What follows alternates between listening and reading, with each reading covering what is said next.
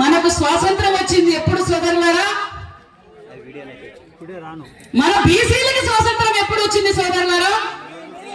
82 అన్న నందమూరి తారక రామారావు గారు యుగ పురుషుడు పార్టీ పెట్టి ఇదిగో బీసీలు ఇక్కడున్నారు, బడుగు బడిహీన వర్గాలు, వీళ్ళు అన్ని రంగాల్లోనూ ముందుండాలి, వీళ్ళని సామాజికంగా, ఆర్థికంగా, విద్యాపరంగా, రాజకీయ పరంగా, రైతాంగ పరంగా వీళ్ళు కూడా మనం సమాన హక్కులు కల్పించాలన్న గొప్ప వ్యక్త, గొప్ప దేవుడు నాలి బీసీ బడుగు బడిహీన వర్గాలు సూర్యచంద్ర ఉన్నంత కాలం మరవలేని నాయకుడు ఎవరంటే అన్న నందమూరి తారక రామారావు గారని ఈ సభగా మీకు తెలియజేస్తున్నాం.